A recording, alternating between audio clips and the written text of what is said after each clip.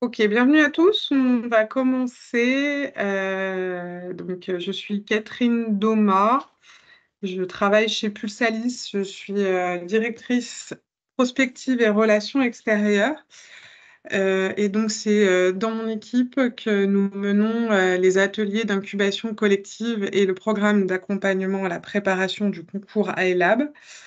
Et c'est pour cette raison que je suis votre interlocutrice ce jour sur ce sujet. Nous travaillons bien évidemment en étroite collaboration avec les chefs de projet avec lesquels vous êtes en contact par ailleurs dans nos business units que sont santé, industrie et numérique. Et je suis accompagnée de Lia. Bonjour à tous, donc moi je suis Lia Parès, chargée de programme incubation chez Pulsalis et je suis en charge de toute la coordination de ce programme d'incubation collective de concert justement avec les chefs de projet. Aujourd'hui, nous allons vous présenter le programme d'accompagnement de Pulsalis. On aura un petit temps de questions-réponses à l'issue, si ça vous convient. On va faire la présentation à deux voix. Malheureusement, je pense que nous n'avons pas le temps de faire le tour de l'écran pour que chacun puisse se présenter. J'en suis bien désolée, mais on a prévu ce temps sur le créneau entre midi et deux volontairement pour permettre au plus grand nombre d'y assister. Ça ne veut pas dire qu'on n'aura pas l'occasion de se présenter et d'aller un petit peu plus au fond sur vos projets, même si on a déjà eu pas mal d'informations sur vos initiatives respectives. Voilà. Donc, si ça vous convient, on va commencer. Est-ce que vous voyez bien la présentation? Oui, je vois que Sarah fait un oui de la tête. Oui. Ok, super. Alors, il y a 2 ans maintenant, on a revu le programme d'accompagnement de Pulsalis. Le cœur d'activité de Pulsalis, c'est la Deep Tech. Et donc, vous allez voir que le programme d'atelier que nous proposons à une promo dite collective est vraiment orienté sur l'accompagnement de projets de Deep Tech, donc de technologies de rupture caractérisées en général par une intensité capitalistique élevée et un retour sur investissement un peu plus loin. Parce que c'est des projets d'entrepreneuriat qui sont quand même très spécifiques par rapport peut-être à des projets en B2C, de services, voilà. Donc on est un incubateur 100% Deep Tech. La deuxième chose à avoir en tête, c'est que dans le cadre de ces promos, de cet accompagnement promo, les projets sont très divers. Donc, vous allez être avec peut-être des porteurs de projets sur des thématiques ou des verticales similaires aux vôtres, mais pas forcément. Donc, l'année dernière, on a eu des projets dans l'industrie, la décarbonation, mais également dans la santé, la biotech, l'e-santé également. Donc Pierre-Axel, j'ai vu que tu étais en ligne. Pierre-Axel a assisté à certains ateliers l'année dernière. Donc des projets très variés et c'est volontaire. On pense quand même que la caractéristique d'e-tech est vraiment le point, le trait d'union entre tous les projets. Et ça crée aussi une fertilisation croisée qui n'est pas inintéressante que de travailler aussi et d'échanger avec des pairs sur d'autres verticales. Voilà pour le petit propos introductif, pardon. Donc, le programme, il s'adresse essentiellement à des dirigeants ou des futurs dirigeants. Donc, on est vraiment sur une volonté de créer une start-up ou une start-up existante. Et l'idée, c'est de faire monter en compétence l'équipe dirigeante sur un certain nombre de sujets. Donc, principalement le business model, le plan de financement, la roadmap technologique, également les compétences, on va dire, RH, comment gérer l'équipe, la posture, et puis un volet financement, levée de fonds également, jusqu'au dernier atelier qui porte plutôt sur, on va y revenir en détail, sur la phase de scale-up. Ce qu'apporte également Pulsalis, c'est la visibilité sur votre projet. On a un écosystème qui est très riche, avec lesquels on a beaucoup de liens, pas mal de partenariats également, et avec aussi les financeurs, hein. Et donc, un réseau qui est essentiellement autour de la deep tech, une fois de plus, et adapté une fois au projet deep tech. On essaye au maximum de faire intervenir des experts qui sont reconnus dans le domaine et de faciliter les prises de contact et aussi de faire témoigner des dirigeants expérimentés parce que bien évidemment, ça peut être vraiment aidant pour les projets que de pouvoir, et puis rafraîchissant et énergisant, que de pouvoir échanger avec des dirigeants qui ont monté leur start-up et qui sont passés par les étapes que vous allez connaître bientôt. Et on prépare iLab, comme je le mentionnais à l'instant, qui est un concours spécifique sur la deep tech, pour certains projets qui le souhaitent. Donc le programme, il est composé de 18 ateliers collectifs. On a élargi un tout petit peu par rapport à l'année dernière. Donc chaque année, on fait un REX assez fort de nos ateliers. On fait des enquêtes de satisfaction qui nous permettent d'améliorer en permanence. On y est très attaché avec l'IA, le contenu de nos ateliers et potentiellement aussi de sourcer des nouveaux prestataires et de nouveaux intervenants pour coller le plus possible aux enjeux d'un projet deep tech. On a des séances en B2B au démarrage et à la fin du projet pour pouvoir voilà, bien comprendre votre besoin au démarrage du programme euh, et pouvoir faire un REX final sur l'incubation collective. Alors après, il y a d'autres échanges avec Pulsalis, hein, notamment avec les chefs de projet, mais avec moi et l'IA, il y aura deux temps particuliers, un au démarrage et un à la fin. Et on a une quinzaine d'intervenants qualifiés. On a fait honnêtement un gros travail, on espère utile, de qualification de nos intervenants pour qu'ils soient vraiment spécialisés sur la deep tech. La préparation intensive au concours iLab, c'est la préparation du dossier avec des relectures. C'est également un accompagnement au pitch vidéo, on y reviendra, et surtout une préparation aux oraux et aux tests RH, puisqu'il s'agit d'un concours avec un grand oral. Je passe la main. Allez, donc pour prendre la suite, ce programme de 18 ateliers, il est découpé en 3 grandes phases. Donc pourquoi, comme l'a dit Catherine, au tout début, on va faire un débrief avec vous pour pouvoir identifier la maturité de votre projet et votre posture entrepreneuriale pour que vous puissiez rentrer dans le programme en fonction de cette maturité-là. Donc la première phase, c'est la phase je me lance. Et donc là, tout d'abord, ce sera des ateliers pour acquérir les fondamentaux et les connaissances nécessaires pour structurer votre projet. Une phase de consolidation avec des ateliers pour renforcer vos compétences entrepreneuriales et votre start-up. Et enfin, des ateliers dans la phase jeu d'école pour structurer le développement et déployer votre stratégie afin de faire décoller votre projet. Donc, comme l'a dit Catherine, c'est 18 ateliers qui s'étalent du juillet, un premier atelier en juillet, puis après, ça commence directement en septembre jusqu'à janvier, février. Et en parallèle, la préparation intensive au concours iLab qui démarre fin septembre et jusqu'à février-mars.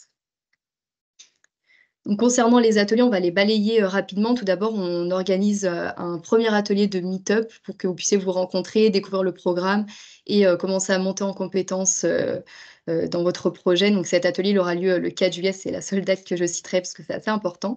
Ce sera l'après-midi. Ensuite, il y aura un atelier sur les grandes étapes de création de votre startup deep tech qui sera animé par Pulsalis. Suivi d'un atelier sur la dimension usage et design dans la création de votre start-up. C'est un atelier qui est animé par Cité Service, qui est la filiale de Cité du Design. Un atelier sur le renforcement de votre proposition de valeur.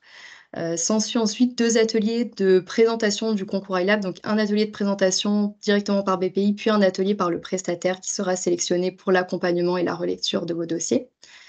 Un atelier, moi et mon projet, qui sera adapté sur la posture entrepreneuriale et une posture entrepreneuriale, pardon, deep tech. Être acteur de ma stratégie de pays, qui sera animé par Pulsalis directement. Définir ma roadmap technologique, toujours animée par Pulsalis. Et ensuite, une deuxième phase, donc dans la phase je consolide, un premier atelier, trouver mes associés et constituer mon équipe, qui sera animé par Frédéric Martin de Working Capital. Un atelier sur les fondamentaux Deux ateliers. 2 ateliers même sur, les fondamentaux comptables. Donc un premier atelier sur plutôt une étude de cas pour commencer à maîtriser les outils et comprendre les fondamentaux, puis un deuxième atelier un peu plus tard, dans le programme, toujours avec, KPMG cette fois-ci pour revoir, de manière individuelle, vos prévisionnels financiers. On pourra aussi envisager une relecture entre les 2 pour, approfondir, le prévisionnel. On a aussi ajouté un atelier sur, l'impact, parce que voilà, c'est de plus en plus important et notamment dans le concours iLab, c'est un nouvel onglet qui a été ajouté, cette année. Un atelier sur, la stratégie de financement non dilutif, qui est fait, avec, Pulsalis, notamment. Et dans la phase 3, définir ma stratégie de levée fonds avec, Rainmaker, comprendre le pacte d'actionnaires avec, un cabinet d'avocats Aquilis, donc l'autre partie sur le prévisionnel financier, valoriser le positionnement stratégique de ma startup sur le marché avec GrowUp. Mon pitch dans la deep tech, toujours avec, GrowUp, donc notamment pour préparer aussi, votre pitch pour, le pitch vidéo du concours iLab. Développer mon image et ma stratégie de marque avec Ecno et enfin, donc comme on disait, un atelier un petit peu plus aval, avec, Novashift pour préparer, votre phase de scale-up et votre industrialisation. Hem, donc certains d'entre vous, je pense, ont déjà eu ce document et en avaient pris connaissance.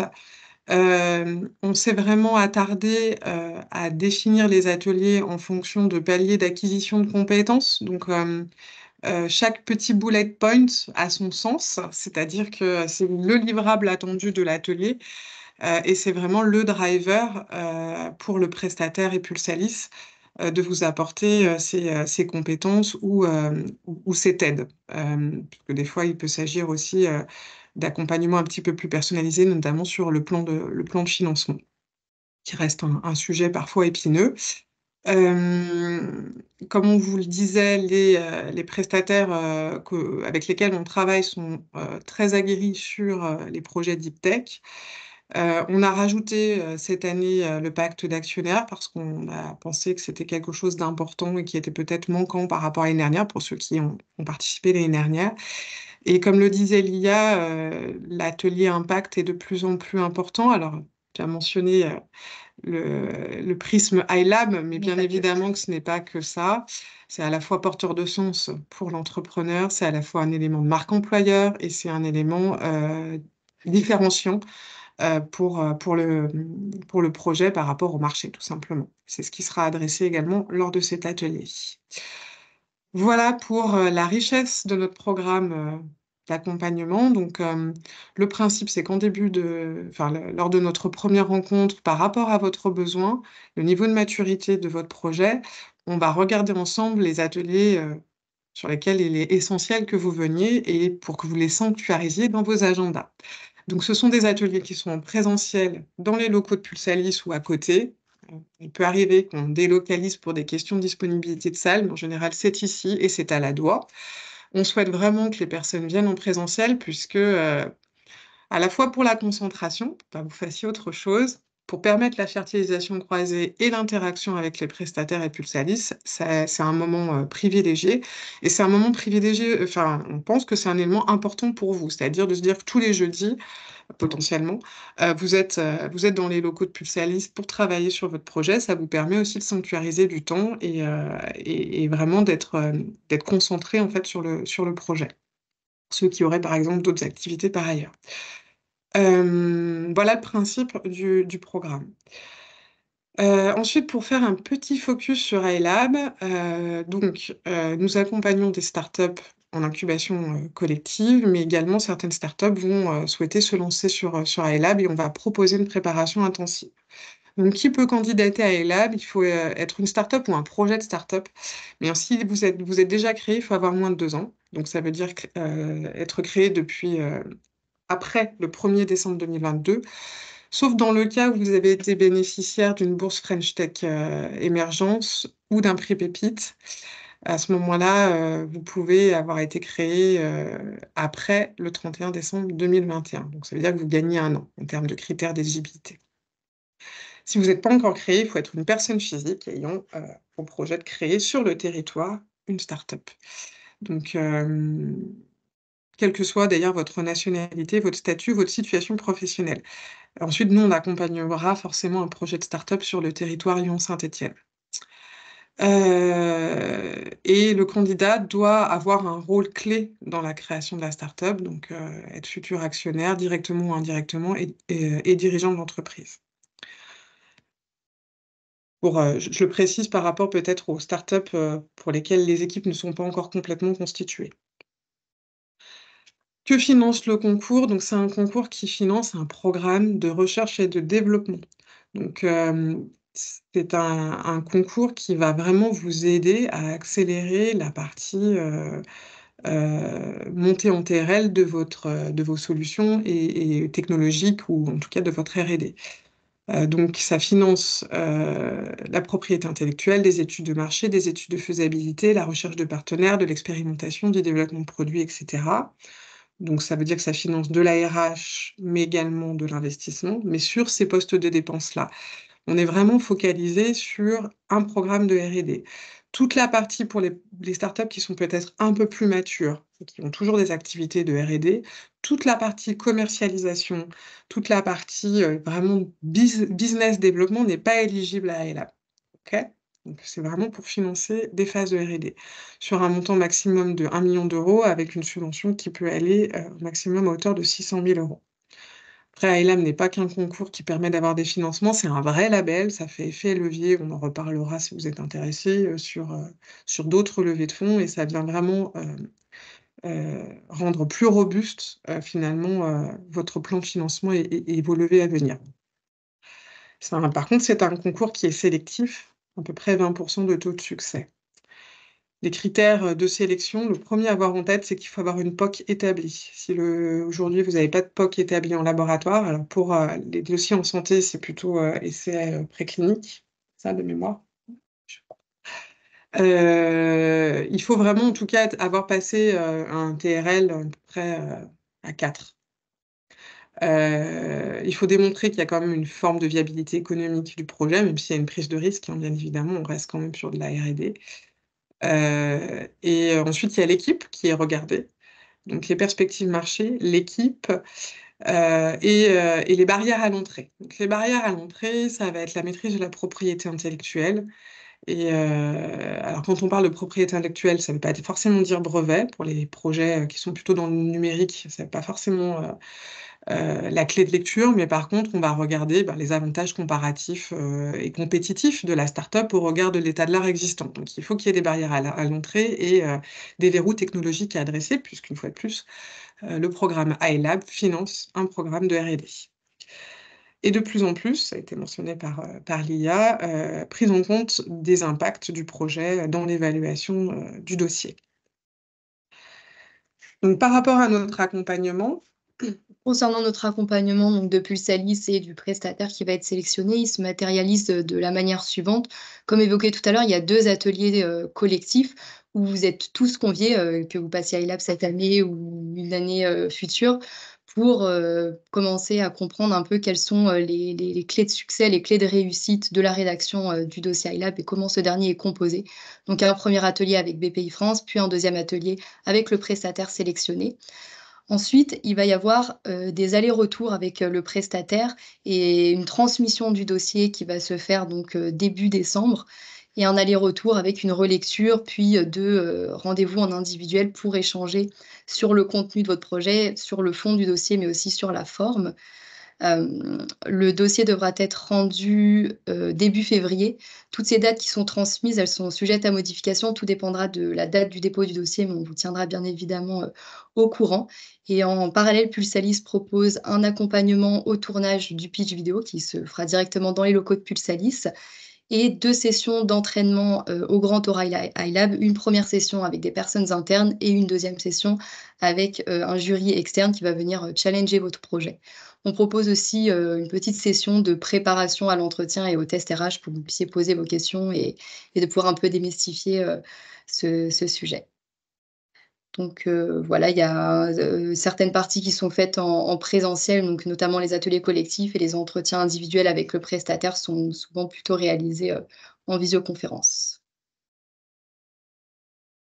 Non, je vais rester encore, quelques minutes sur la timeline d'iLab. C'est un concours exigeant qui nécessite, du temps, des porteurs de projets pour écrire les dossiers. Nous, on vient en appui, en relecture, en conseil, le prestataire, va beaucoup aider sur la structuration du dossier, mais c'est vous qui apportez, la matière première. Voilà, donc il ne faut pas négliger, un temps substantiel, de votre part si vous vous engagez sur iLab. Donc le timing est contraint parce que jusqu'à présent, alors l'appel, iLab 2025 n'est pas encore publié. Jusqu'à présent, il y avait une publication, de l'appel à l'automne avec une date butoir qui est début février. D'année en année, ça bouge un tout petit peu, mais voilà, donc il y a peu de temps pour écrire le dossier. C'est pour cela qu'on vous demande une première version du dossier assez tôt. Donc c'est exigeant vers les porteurs, mais le retour que nous avons eu, de la promo de l'année dernière, c'est que c'était bien nécessaire. Et donc on a vraiment besoin d'avoir, pour pouvoir vous accompagner, une première version du dossier de candidature, début décembre. C'est, donc c on et après on rentre sur, des allers-retours un peu, et une itération assez forte jusqu'en février.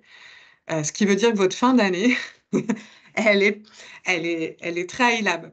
Voilà, il faut l'avoir en tête, c'est qu'on est quand même, dans une période, y compris, pendant les périodes, les vacances de Noël où, en général, les porteurs sont, impliqués dans l'écriture aussi de leur dossier. Voilà, donc c'est une période charnière de novembre à février. Et ensuite, comme le disait Lilia, on va vous entraîner, à l'oral. Donc, si vous passez la première étape qui est le dossier, vous êtes amené à pitcher en fait devant un jury. Et donc là, il y a tout un formalisme et un certain nombre de choses à travailler en amont pour avoir le plus de chances de succès possible. Donc on va organiser 2 temps d'entraînement dans les locaux de Pulsalis, en particulier pour vous préparer, sur ce grand oral. Voilà pour les précisions sur iLab. Donc en résumé, 2 programmes. Un programme d'accompagnement en atelier collectif sur, un certain nombre de thématiques que vous pourrez choisir, donc choisir ensemble, et une préparation à iLab pour ceux qui le souhaitent, en parallèle, qui s'appuie, hein, aussi sur les ateliers collectifs, mais sur lesquels on va renforcer un accompagnement, pour, vous permettre, d'avoir, le maximum de succès sur ce concours. Alors, place aux questions. Finalement, on a fait assez vite, j'avais un petit peu peur, du timing, mais, je vais arrêter le partage pour pouvoir vous voir. Est-ce que vous avez des questions? Oui, Bruno Génin. Il y a un coût pour l'accompagnement? Alors aujourd'hui, on est sur un accompagnement de Pulsalis, adossé à des FIV. En fonction de votre projet et de l'accompagnement de Pulsalis, on en rediscutera, mais c'est des FIS, qui sont, avec un seuil, Bruno, vous êtes sur quel projet? Vous pouvez me rappeler? Micro-ARN. Micro-ARN. Donc il faut vous rapprocher, c'est la BU. Je vois que Charlotte est en ligne, voilà, normalement, vous avez des discussions sur l'accompagnement avec Charlotte. Et donc on est sur l'accompagnement collectif, on est sur du FIS, de la prime au succès. Voilà, donc vous n'avez pas à débourser, il n'y a pas de forfait d'entrée, c'est une prime au succès, De qui, combien de pourcents? ça va dépendre de l'accompagnement, si vous êtes en individuel ou en collectif pur. Donc comme je ne connais pas D'accord, votre projet, à échanger avec Charlotte. très bien. Alors, j'aurais une deuxième question. Pour Oui? iLab, donc il y a 20 de chances de réussite, c'est maximum 600 000. Ça veut di c'est du 1 pour 1 par rapport, parce que je pense qu'il faut faire qu'il y ait une levée de fonds à côté? Parce que si on parle d'1 000 000, quelles sont un peu les règles? Alors en général, beaucoup de projets déposent, un plan de financement, qui va jusqu'à 1 000 000, après ça peut être moindre, hein, mais et demandent 600 000 € sur 1 000 000. Il reste sur ce rapport-là, donc dans la demande.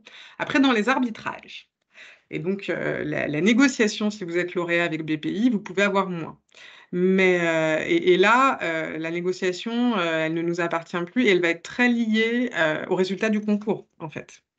Donc et au nombre de projets in fine, et ça d'une année sur l'autre, c'est assez variable. Donc les enveloppes allouées par iLab vont en moyenne de 200 000 à 600 000 €, et ce sont des grands prix qui ont 600 000 €. Donc ça va dépendre de votre classement final. D'accord, donc quand on est très bien classé, on peut avoir 600 000 €, et Oui, si c'est sur 1 million, donc ça veut dire que c'est 60 de la somme. c'est ça. Mais les 400 000 restants, est-ce qu'il faut donc, il faut, je suppose, avoir, de l'argent pour arriver à 1 million autre que iLab? Donc est-ce que ça veut dire qu'il y a une levée de fonds Ça veut dire que c'est une négociation avec BPI à un moment, enfin très clairement. Soit on a eu plusieurs cas. Soit vous avez, par exemple, demandé 1 million. Enfin, vous êtes parti sur un budget d'1 million, mais vous n'avez pas 600 000. Vous avez 300 000.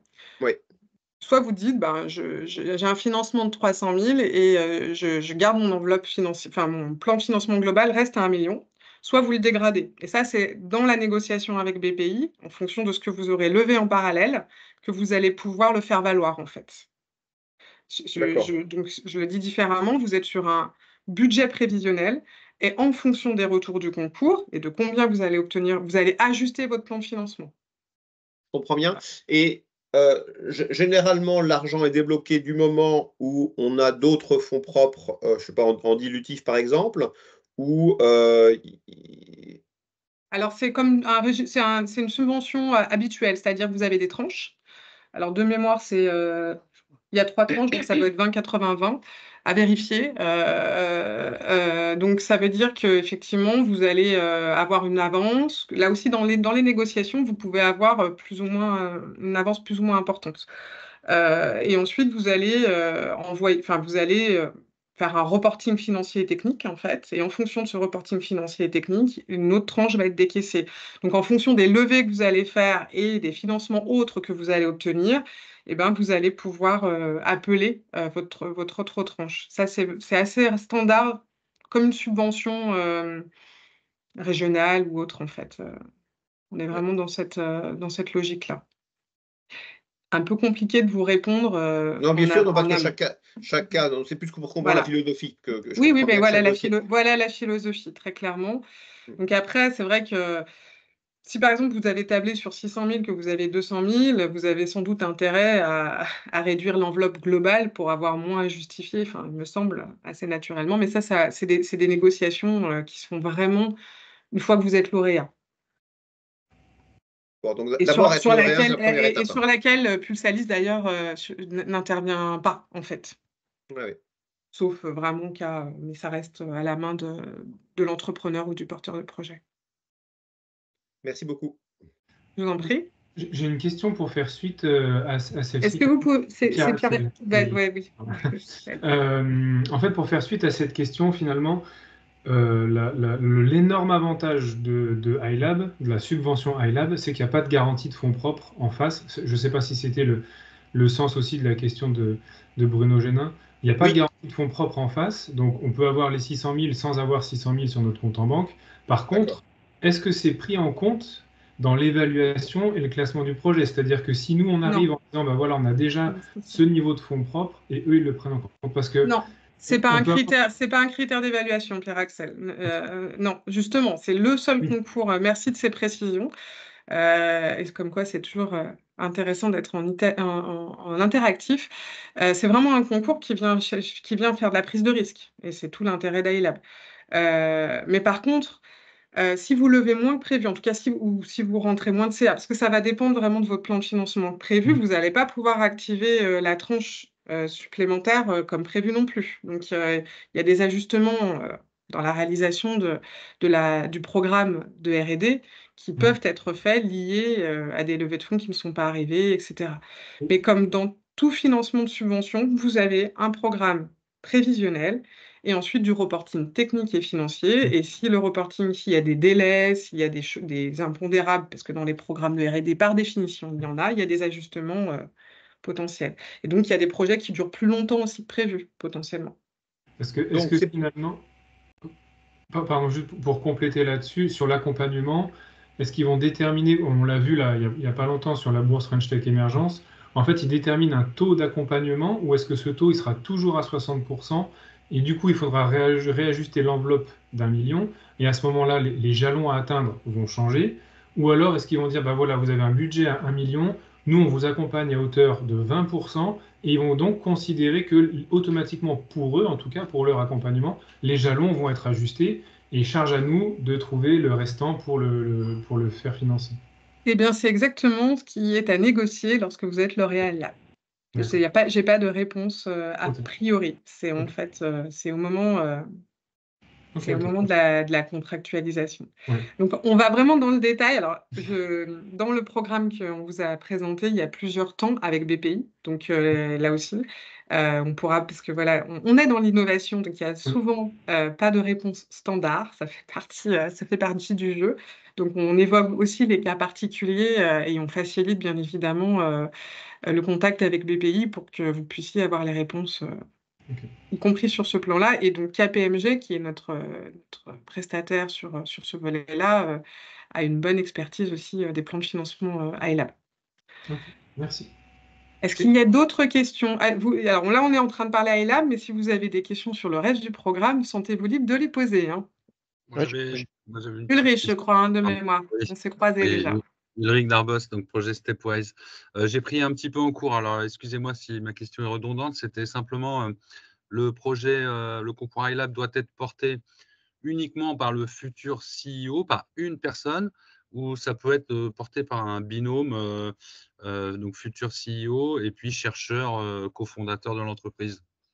Alors, administrativement, il y a un seul porteur. Voilà, ça c'est donc c'est plutôt soit comme il y a une slide, alors je vais peut-être la remettre. Et l'entretien, dépose le dossier. Et qui est la personne qui fait l'entretien, comme le souffle l'IA. Mais après, vous êtes en coécriture du dossier et à l'oral, vous pouvez être plusieurs. Mais par contre, officiellement, il faut qu'il y ait le futur dirigeant qui soit présent. C'est-à-dire Bien sûr. on a eu la question l'année dernière, est-ce que l'oral peut être fait par le CTO, par exemple? Ça desservirait le projet, voire potentiellement une éligibilité. Donc, faut vraiment qu'il y ait un portage, en fait, qui soit fort. Donc, soit CEO, et qui ait pris aussi des risques dans le projet, donc sous la forme en général d'actionnariat. C'est cette slide-là, je te la remets. Hop. Je vais la relire tranquillement parce que c'est le règlement du concours. Voilà. Non, c'est pas celle-là d'ailleurs. Pardon, c'est celle-là. Donc, le candidat doit être un futur actionnaire, directement ou indirectement, et dirigeant de l'entreprise. Lorsque celle-ci est déjà créée lors du dépôt, le candidat doit détenir des parts au capital. Si vous êtes anté-création, puisque vous êtes éligible anté-création, forcément, c'est futur actionnaire, mais il va falloir expliquer en quoi vous êtes futur actionnaire et futur dirigeant de l'entreprise. OK? Tu as dit juste pour finir, tu as dit à l'oral, on peut être plusieurs, mais quel est l'intérêt du coup, puisque tu sembles dire que Alors, ça dessert si, un peu le. non, ça dessert pas du tout parce que en général, vous allez montrer la complémentarité de l'équipe. Et dans les critères d'évaluation à ELAB, vous avez euh, le- la proposition de valeur de la startup et tout ce qui fait que vous êtes différenciant par rapport au marché existant et en quoi votre solution elle est de rupture et que vous allez avoir un avantage compétitif, comparatif très important avec la notion de barrière à l'entrée et d'expliciter les barrières à l'entrée. Et quand on explique les barrières à l'entrée, souvent le dirigeant s'appuie sur les types qui, elle, est plus technique. Et voir, souvent, il y a des binômes dirigeants-chercheurs, dirigeants CTO-chercheurs, voire jusqu'à 3 personnes, on a vu. Après, vous pouvez soit prendre la parole à 3, soit seul le dirigeant parle et les autres membres de l'équipe sont là pour répondre aux questions. Enfin voilà, Ok. ça dépend vraiment des équipes, mais c'est recommandé d'avoir une personne qui incarne aussi le volet innovation et technologie. Et en général, c'est le chercheur. Très bien, je te remercie, c'est très clair, merci. Catherine, bonjour, j'ai une Oui. question. Julien Ismont, c'est moi. Bonjour, enchanté Julien. Bonjour, moi aussi. Ce premier entretien, il a lieu quand, du coup, avec vous pour définir quelle session on va faire, etc. On peut le faire avant l'été ou tout début septembre. D'accord, ok, ça Voilà. marche. Ok. On Et va, ça, il faut après, qu'on c'est prenne l'IA rendez-vous. qui organise Ok, les rendez-vous d'accord, avec tout le monde. ça marche. Avec vos agendas aussi, qui ne sont pas toujours simples, et les chefs de projet. Du coup, voilà, on va voir en fonction. Ça peut être en juillet, si vous vous décidez, jusqu'à septembre. Après, on essaye vraiment de le faire au démarrage. Pierre-Axel a embarqué l'année dernière un peu plus tard de mémoire, mais on l'avait fait, la liste des ateliers à suivre. Parce que voilà, l'idée, c'est de vous donner vraiment, de vous inciter à sanctuariser une fois de plus ces temps-là. Et si vous me dites, bah, moi, si vous nous dites, moi, je suis aguerrie sur la levée de fonds, ou bah non, les grandes étapes de la start-up, moi, j'ai déjà tout ça, parce que c'est fait, et vous venez pas à l'atelier, bien évidemment. L'idée, c'est pas du tout Ok. c'est de s'adapter à vos besoins. Et à votre agenda, parce que vous pouvez aussi nous dire: «Ah bah là, cet atelier-là, il m'aurait bien intéressé, mais je ne peux pas venir», donc on vous envoie bien évidemment les supports, voilà, et on essaye, aussi de vous accompagner sur ce volet. OK. J'ai une autre, question, j'en profite. Est-ce qu'il y a des avantages, à être, en T-création? Parce que là, du coup, bon, moi, je m'apprêtais à lancer officiellement, à créer juridiquement la structure. Là, c'est quelque chose que j'ai mis un peu en stand-by. Est-ce qu'il y a des fonds qu'on peut aller chercher, en T-création, ou est-ce que pour iLab, c'est un problème? Ou, plutôt une opportunité d'être en T-création? À quel moment c'est judicieux Alors de pour iLab, créer? c'est pas un problème. Mmh, On a eu des lauréats en T-création. En fonction de vos projets, je vais pas donner des réponses, génériques. Il peut être, judicieux de ne pas créer trop tôt. d'accord. Ça dépend vraiment de votre positionnement marché, de ce que vous voilà, de votre projet, en fait. Mais en tout cas, il y a pas de, ce n'est pas discriminant d'être en T-création, si c'était ça la question, pour iLab en particulier. OK, et donc, Voilà. à quel moment c'est judicieux de créer? Ça, c'est la est-ce que tu as des Ça dépend du niveau de maturité de votre projet et de la verticale dans laquelle vous êtes. Et Julien, je ne sais pas, on est en train de regarder. Vous êtes sur quel projet? clear surgery? Et vous êtes sur le point de créer, m'a dit Fabien, c'est ça? Ben, ouais, enfin, j'ai Je vous plus qu'un propose bouton sur lequel appuyer et j'ai mis ça en stand-by là, du coup, en fait, tout dépend de votre plan de développement et de quand est-ce que vous allez faire vos levées. Est-ce que vous allez déjà, potentiellement vendre? Quel est votre modèle, en fait? J'ai pas de réponse générique. Le OK, point d'attention, c'est qu'il y a un certain nombre de dispositifs d'accompagnement de BPI dans la deep tech qui sont, conditionnés à un âge. Et donc, par exemple, iLab, en fait partie. La labellisation pour FT-SID également, par exemple, à 3 ans. Donc, il faut être vigilant parfois, en fonction, une fois de plus, du niveau de maturité, de ne pas créer trop tôt pour pouvoir bénéficier de ces dispositifs-là. OK, merci. Une question, Thierry Chevalier. Oui? On a parlé de iLab et iNov. Alors, à Innov, on fait pas de préparation spécifique sur ce dispositif-là. Après, les ateliers doivent permettre aussi de vous aider, à travailler certains éléments, là, on est sur un concours qui est plus, aval, notamment sur tout ce qui est marché, vertical, et cetera.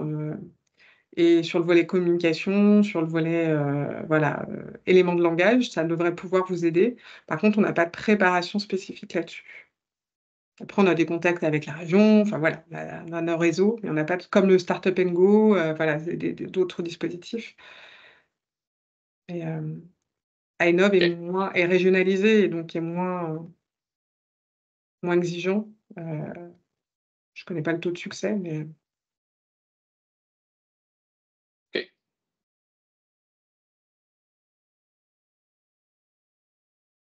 est-ce que vous avez d'autres questions?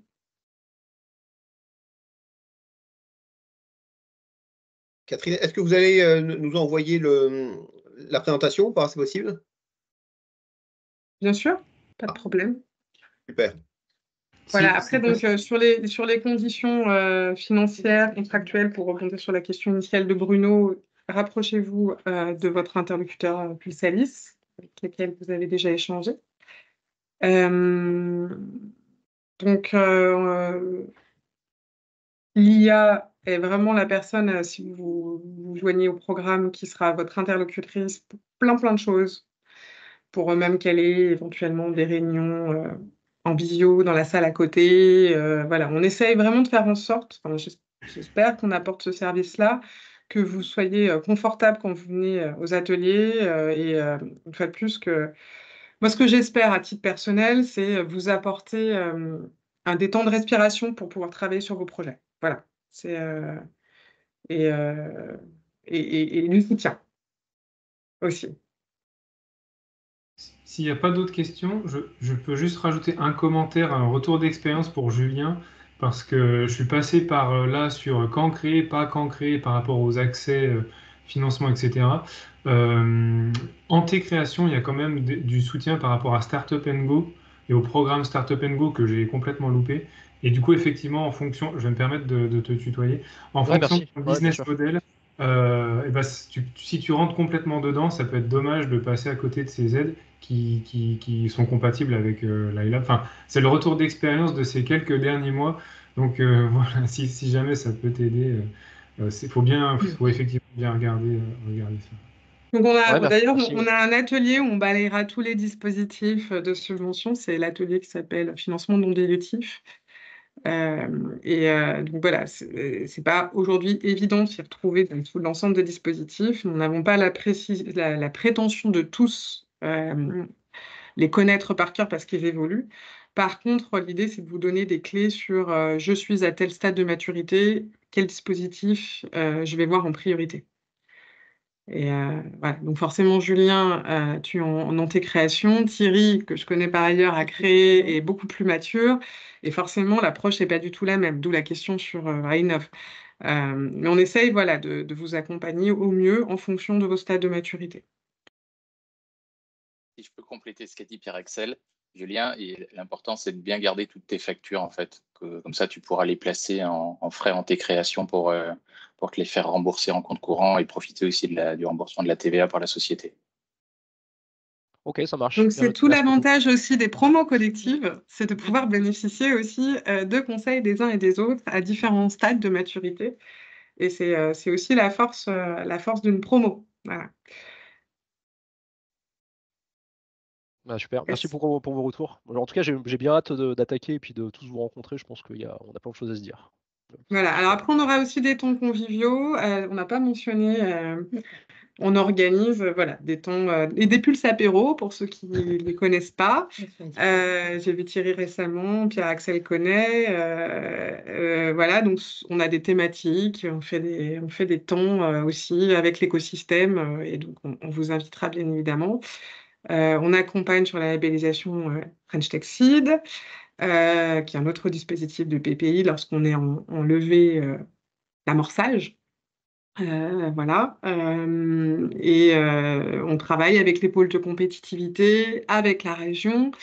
Parfois, certains d'entre vous proposent des solutions qui peuvent être un marché plutôt public, hôpitaux, métropole. Donc, on a aussi des partenariats et des contacts avec ces acteurs-là. Saint-Étienne Métropole, Métropole de Lyon. On a des contacts évidemment avec d'autres acteurs en région, côté Grenoble et Clermont. Voilà ce qu'on peut vous proposer chez Pulsalis. Si vous avez des questions spécifiques, vous pouvez bien évidemment nous contacter ou vos référents chefs de projet chez Pulsalis, qui sont, je vois pour certains d'entre eux au bout de la ligne. On sera content de vous retrouver. Nous, c'est quand même ce qui nous anime de suivre des beaux projets sur le territoire. Donc, à votre disposition pour échanger si besoin. Merci Merci à beaucoup. tous.